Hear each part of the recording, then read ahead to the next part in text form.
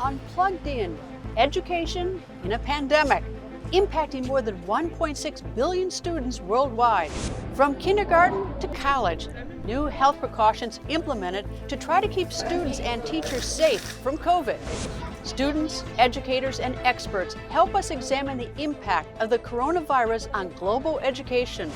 Unplugged in education in a pandemic. Hello and welcome to Plugged In. I'm Greta Van Susteren, reporting from Washington. According to a recent United Nations report, the coronavirus pandemic is disrupting the education of 1.6 billion children around the globe. Some progress has been achieved, conducting remote learning and redesigning schools to establish safe distancing. But overall, educating the world's children during the pandemic remains a big challenge. VOA Education Editor Kathleen Struck begins our examination of education in a pandemic.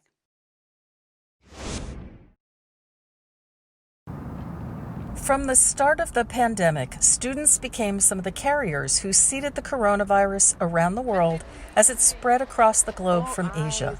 Unprepared, colleges and universities in the U.S. stumbled over their responses last March. First, they sent students home, then brought them back for their belongings, only to send them home again. Months later, schools said they would reopen in the fall. While some did, many quickly shut down when COVID-19 cases increased.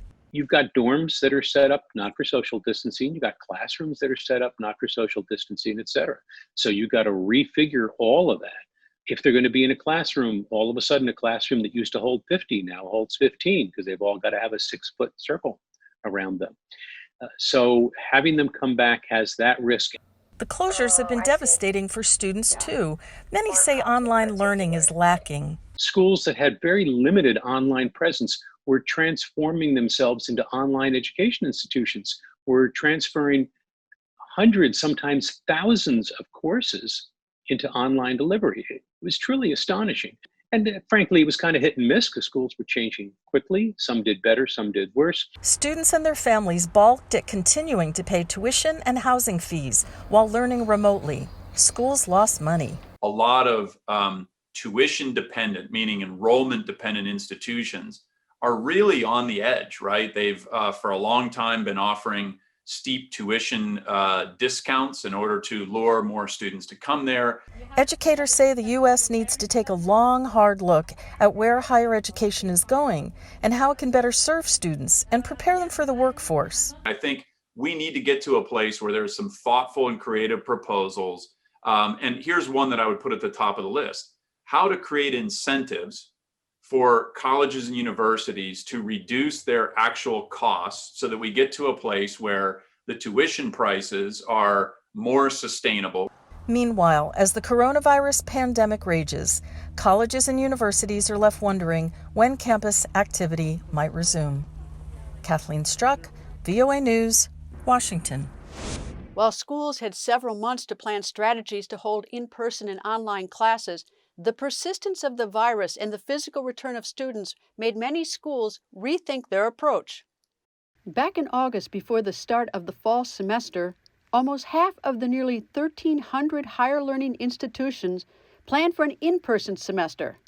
35% planned a hybrid of the in-person and remote approach, and 14% offered an online-only curriculum. In October, as the infection rate spiked on many campuses, only 4% were fully in person, and 23% reported primarily in-person instruction. 21% shifted to a hybrid model, while the rest shifted to a combination of primarily and fully remote.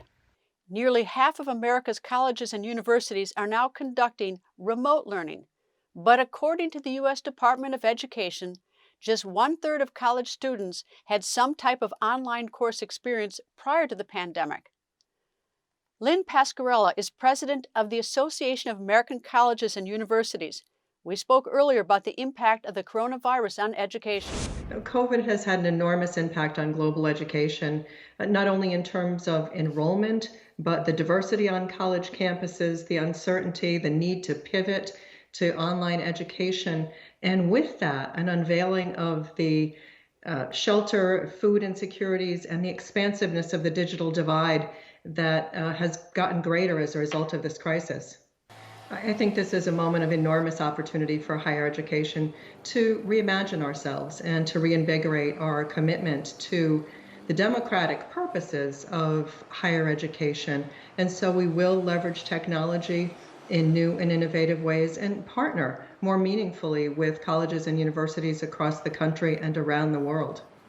What has surprised me the most is really the ways in which the higher education community pivoted so quickly, changed their pedagogical approaches, engaged in training of faculty and staff, and the ways that students took up the challenge to excel under these most extraordinary circumstances.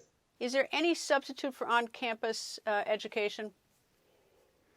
I think there isn't a real substitute. When I think about my own undergraduate days, and I learned as much sitting on the residence hall floors talking to my friends about what they were doing in their classes. So I wasn't just taking 4 classes a semester or 5, but really felt like I was taking everyone's class I was engaged with in the residence halls, in the dining hall.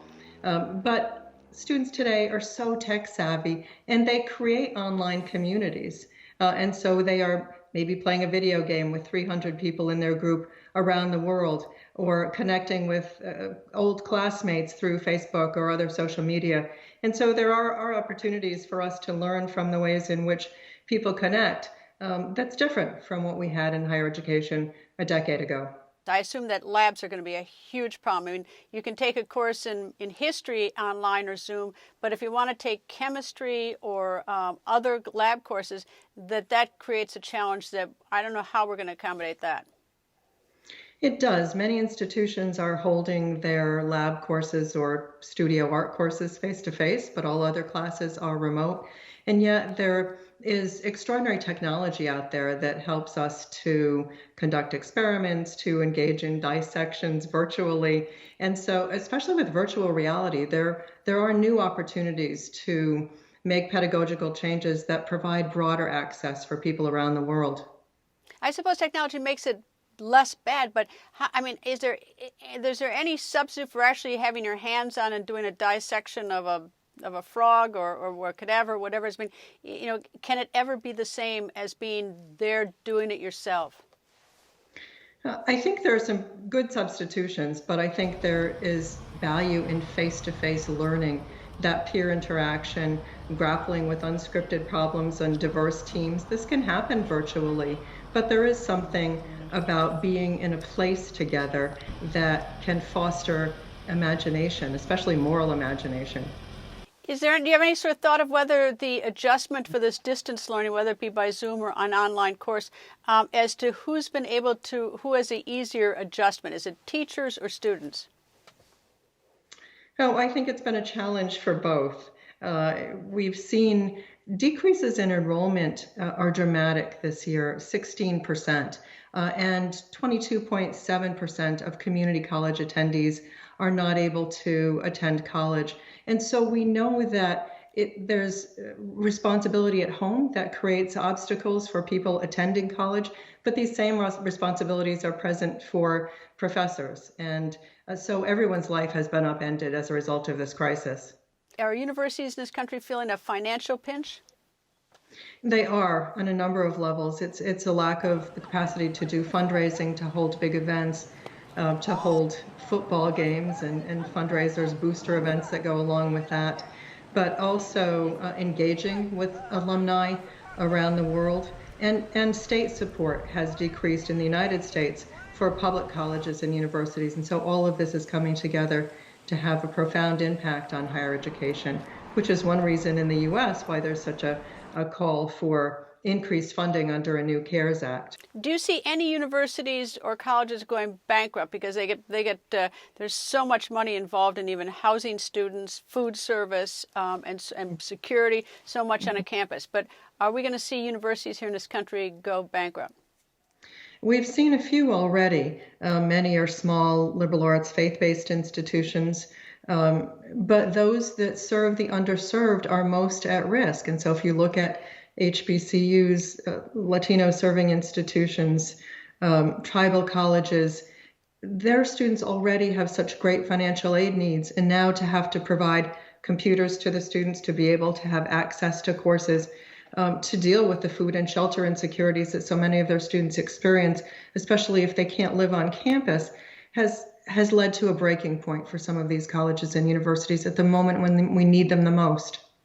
The people who don't have much money, students who are really struggling, and maybe don't have the family background or the government assistance, are the universities providing computers? Is there access to sufficient broadband? I mean, what's being done to address the people who don't have as much as others might have? Colleges and universities, particularly community colleges, are distributing computers to all of their students. We saw right after the COVID-19 shutdown in March that students were lining up in digital parking lots to take their courses or to take exams because they didn't have access to high-speed internet necessary to do the work of their courses.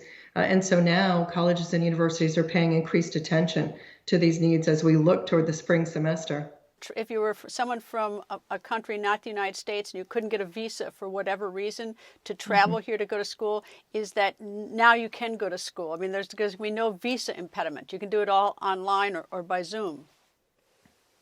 Yes, but as you pointed out, there is some richness in face-to-face learning, and that diversity is what makes American higher education distinctive. The fact that we have so many people from around the world who are seeking to study in the U.S., and it allows us to engage in diversity, speaking across differences, and the innovation that's necessary to address the problems like COVID-19.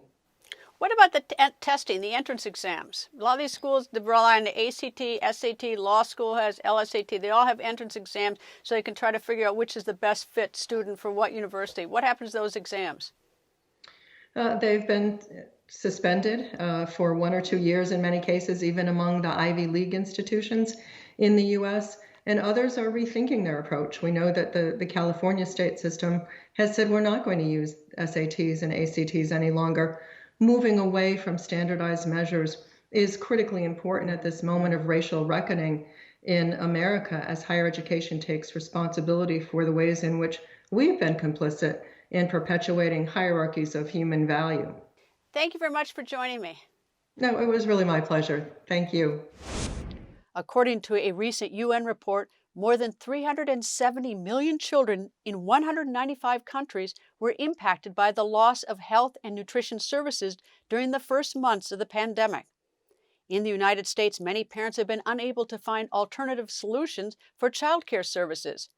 Older parents are also adjusting to a new reality with their grown children coming back to the nest. VOA reporter Karina Bafrajan tells us more.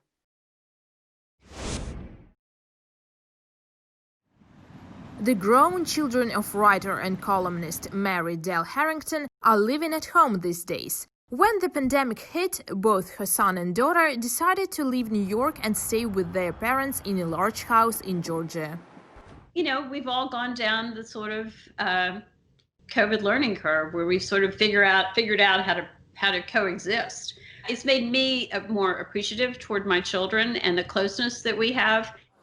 For some, moving back in with their parents is a choice, but for the overwhelming majority, it's a pandemic-inspired necessity due to job loss or closed university campuses. According to the Pew Research Center, the number of young Americans living with their parents has grown by over 2.5 million since the start of the pandemic. But experts say the pandemic has just accelerated a trend that was already growing.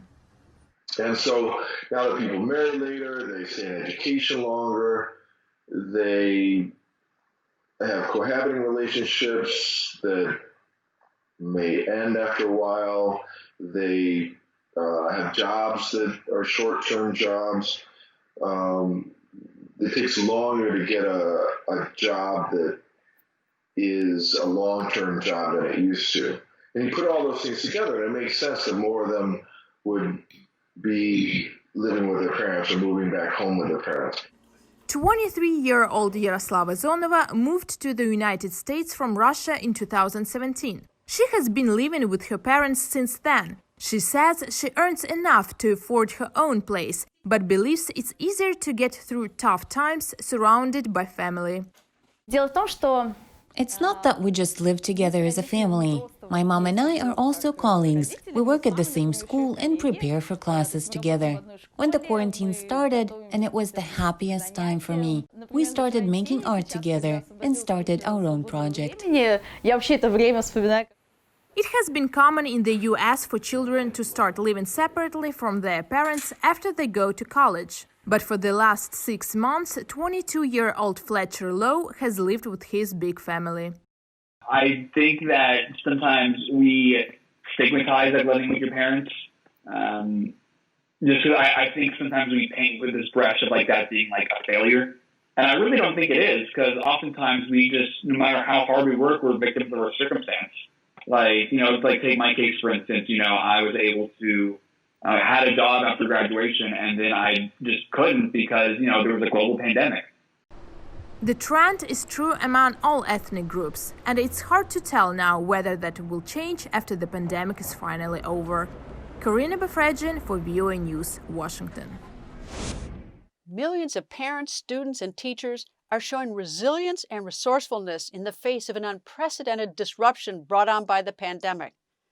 While technology is making distance learning possible, experts say it is revealing broader inequities that impact low-income families and students with learning disabilities.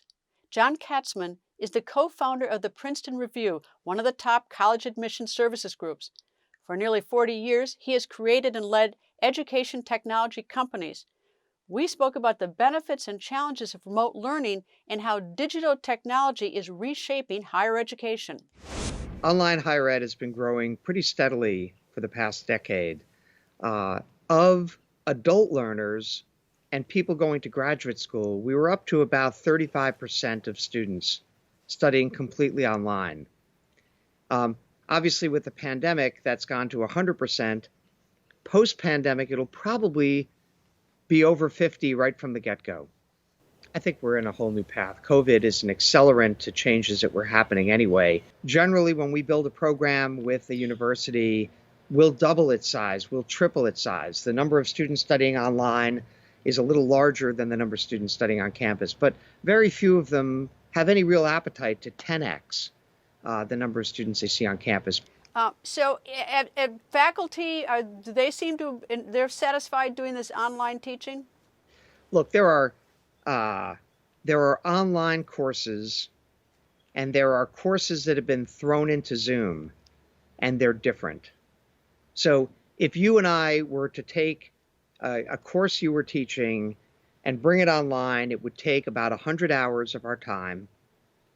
I would be employing videographers, animators, people creating simulations. We would be working hand in glove over the next couple months to create something that blended work that students can do on their own, work that you're going to be teaching them over video conferencing, into something really good. It's interesting that the Zooming is different. It's just a lecture on camera. So it's not, it's a different challenge. Yeah, it could be a class. It could be more interactive, but it's like if you like theater, you could just put a camera in the back of the theater and say, well, isn't it the same thing? And it's not. But if you're going to take a play and turn it into a movie and you're thoughtful about it, you can make a great movie. You can give a really great experience because you lose something of the immediacy, you lose something of the community that you're in, but you gain something else in terms of the ability to take people outside the building and zoom in and zoom out and cut in different kinds of ways. And good online instruction loses something, but gains something else.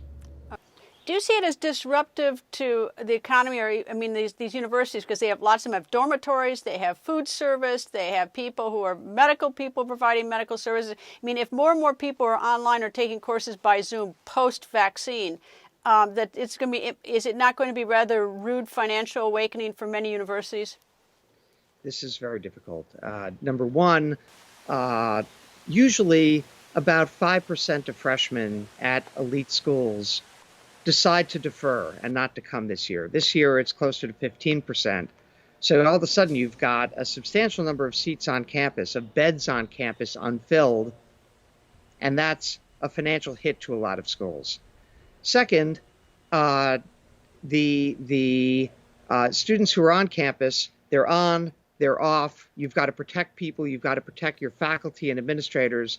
The cost of navigating around the safety issues is enormous. And this is a tough road for higher ed. It's a tough road for the whole world, though. But think how it opens a door. Like this show goes all around the world, that if you live on the African continent, but you don't want to leave your family, you have a sick family member, and it's such a long trip and you won't be able to get home or to care for, is that you can actually go to school in the United States and vice versa, United States and the African continent, without going anyplace and having sort of the enriched education of having a very diverse student body, so to speak. Where I see that playing out, you're in West Africa, and there are great African universities, perhaps partnering with American universities to say, let's share some technology and content. We'll use our professors here. We'll keep tuition at a level that's competitive here, but offer a diploma and certificate that make you a global citizen. And what kinds of sharing will make sense in that world, I think, is going to play out really differently in different parts of the world and with different schools. So who, post-COVID, with a vaccine, who loses in doing this distance learning with higher education? Every industry, every sector that is disrupted by technology has tended to consolidate. There are fewer newspapers than there were. There are fewer of everything, stores. There will be fewer universities, each with more students. And so the losers will be colleges and universities that don't have a strong enough brand, either nationally or regionally, to compete against schools that have stronger reputations and are able to drive their technology, increase their capacity, lower their costs. And now you're against a competitor who is better known, less expensive, and more flexible in terms of technology, and you'll go out of business. Sir, thank you very much for joining me. No, thank you for having me, Greta.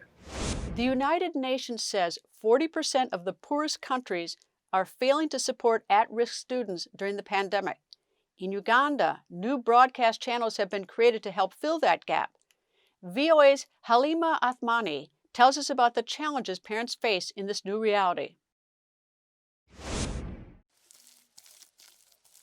14-year-old Ugandan Musa Sewanyana has mastered the art of bricklaying. He should be in high school, laying the foundation of his education. But since Uganda closed schools in March to contain the spread of the novel coronavirus, Sewanyana has few options. During the school break, I'm still reading my books. If we get money, we switch the TV on and follow the teachings. But I also do odd jobs, so I don't spend the whole day at home. Unlike families who are financially able to study online, Sewanyanas cannot always afford the power needed to watch lessons on state TV or the $3 per day subscription.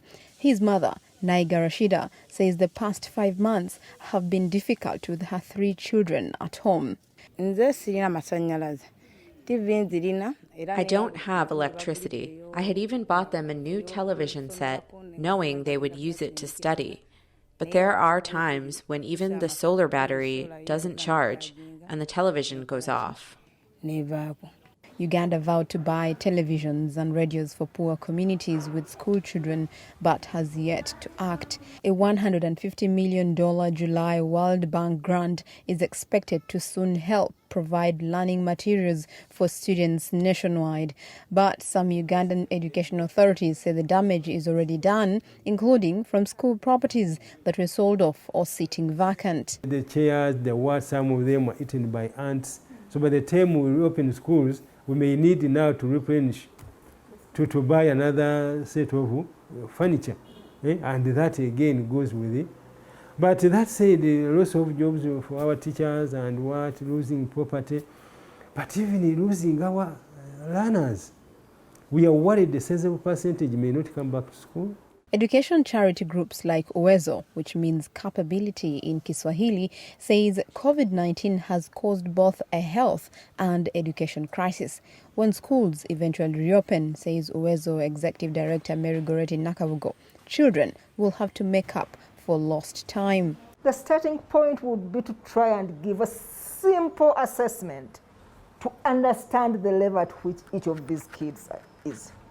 Otherwise, if you take them as a whole, many of them are going to be left behind. And the ones who are going to be left behind are mainly the ones in the low-income families. Meanwhile, Uganda's Ministry of Education is planning a campaign aimed at parents to encourage homeschooling. Halima Athmani for VOA News, Kampala. The pandemic's impact on colleges and universities has also touched our plugged-in team.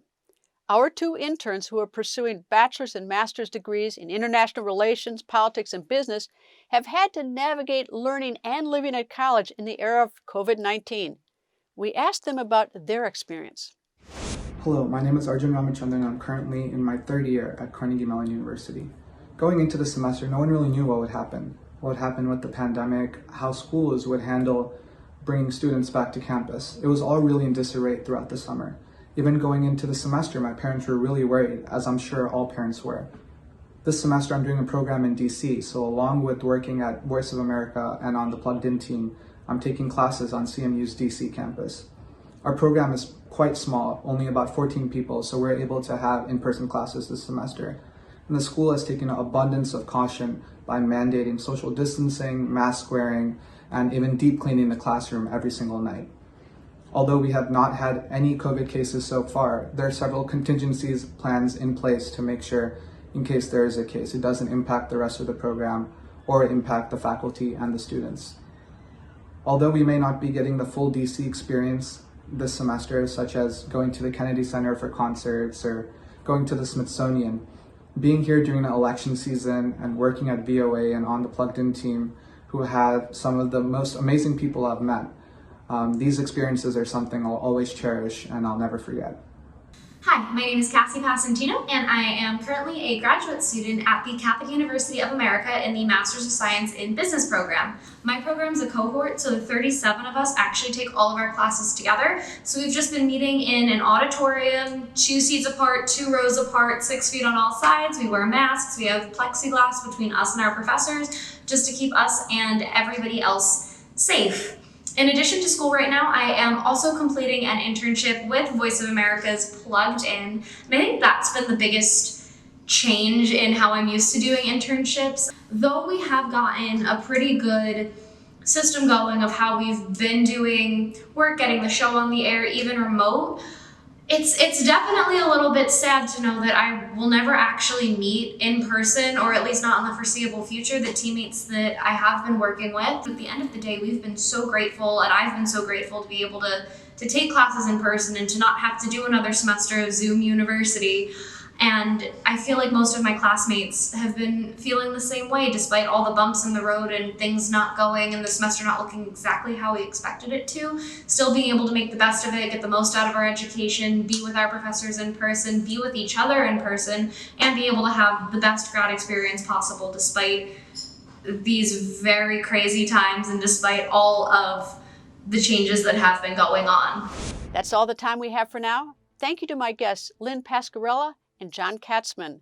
And my thanks to our interns who did a great job helping to produce this episode. Stay up to date with our website, voanews.com, and follow me on Twitter @Greta. Thank you for being plugged in.